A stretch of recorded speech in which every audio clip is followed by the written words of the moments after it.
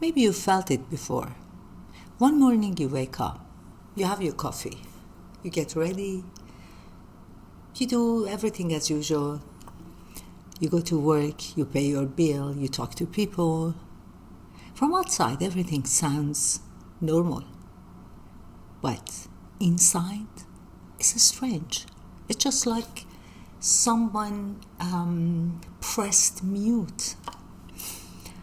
It's not really sadness, nothing like grief, but it's more like an empty space, a disconnection, just like something is growing inside you, but an empty space that is growing inside you. And of course, the world loves to label it. They say it's depression, it's burnout. If, like me, you are in mid-age, they call it midlife crisis. But what if it's not collapse? What if it's a sign that your old story or a part of it doesn't fit you anymore? Jung once said, we really don't help you to solve your problem. We actually help you to outgrow it. Well, and maybe this hollow space that you feel inside is not a sign that you're broken or you suffer depression or midlife crisis. Maybe it's a sign that you're outgrowing. That hollow feeling sneak inside, just especially in the smaller stuff, like hobbies you used to do doesn't excite you anymore. Conversation you had usually feels empty. The joy that you had before, it tastes like a cardboard. The reason we love to label it is because we don't love uncertainty. We rush to categorize it. Healing culture call it depression or trauma. In work, your friends, they tell you that it's a burnout. Your family, they tell you, that's a phase. But what's happening is not a collapse, actually. It's a transition. Is just your identity that quietly is shedding the old skin. Here's the catch. We live in a culture that worships clarity and hustle, productivity. We know how to set a goal, how to run, how to be productive, how to hustle, but we don't know how to rest. Why? Because no one is going to pay you back for reflection, for stillness. You cannot post on Instagram that I didn't do anything today and expect 1,000 views, tens of thousands of views and applause. Unless, thinking twice, I saw something very interesting a few days ago. A lady posted on Instagram. And she said, I decided to do nothing today. And if I don't finish to do nothing, I'm going to continue to do it tomorrow. And if I don't finish to do my nothing tomorrow, I'll continue for the next few days. And believe me, it had lots of view. So apparently people start to understand what is a stillness. So when emptiness comes, we panic. We throw ourselves back to routine. Coffee, work, bill. On the outside, normal, but inside, still this hollowness continues. But psychology have a better word for it, which healing culture does not ever use it. Moratorium. Moratorium actually means stillness, a personality pause. Think of it like a video game. You're playing a game, you decide to pause it. That doesn't mean that you're going to delete it.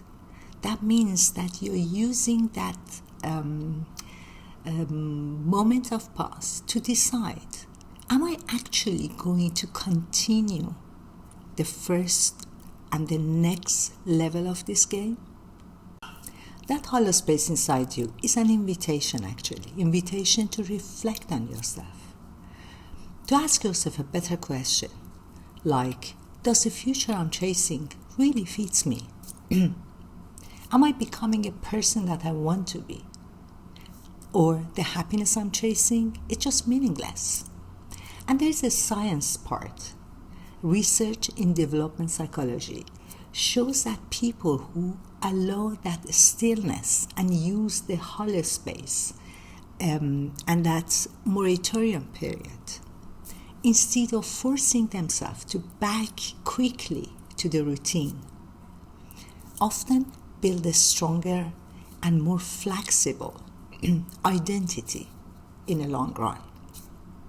So that pause doesn't mean the waste of time, but it means the best way that you can use your time for a better future. The problem is that the society doesn't allow you to just be. The stillness is not accepted by society. And if you pause, you're treated like there is something wrong with you. Even the healing industry doesn't help. All the apps, meditation, journaling, crystal, manifestation meditation is just to quickly fix you and send you back to productivity. But your body is not asking you to optimize or to become. It's asking you just to be, to pause. I've been there too several times in my life. Those moments that you can't lie. You can lie to yourself, you can lie to others as well. And in those moments I understood one thing. It's not that I didn't know all of a sudden who I am. I actually understood that I'm far from who I want to be. So how we are going to use that empty space in our favor to outgrow? There are 3 simple steps that I'm going to tell you. Name the expired story. Just imagine is you as a game of Lego. You're the first foundation of that construction that you're making. All those other additional blocks is a construction of who you are today. Just start name each one of them. Your feeling, your hobbies, your daily life, your routine, everything. Choose one of those that doesn't fit you anymore. Name it. Write down about it. When you write down about it, when you name it, you understand it. You understand which part of this life doesn't fit you anymore. Pause. Spend few minutes with that empty space. I'm not telling you to completely change it, completely stop what you're doing and all of a sudden change entire your life. Just to spend few minutes a day, let's say 10 minutes a day, time with that empty space, with yourself, to understand what you really are, what you really want. Walk with no podcast. Sit, have a coffee with yourself, with no agenda, with your plan, with no productivity in your mind. Just a conversation between you and you. Consider it as a meeting. And ask yourself, what are those parts and how you can actually replace them little by little to become who you want to be? What are those parts that they don't fit you anymore? Sometimes small experiments are very helpful. Just change of your view. One thing outside your routine, I don't know, a class, a craft, even changing the path that you're taking every day to go to grocery shopping or coming back from home. Change of your view, it will change completely your attention, and it's really helpful. So if you're feeling empty, don't rush to fix yourself. Stay with it for a while. Pause. Be reconnected with yourself. Find out what doesn't fit. The hollow space isn't failure.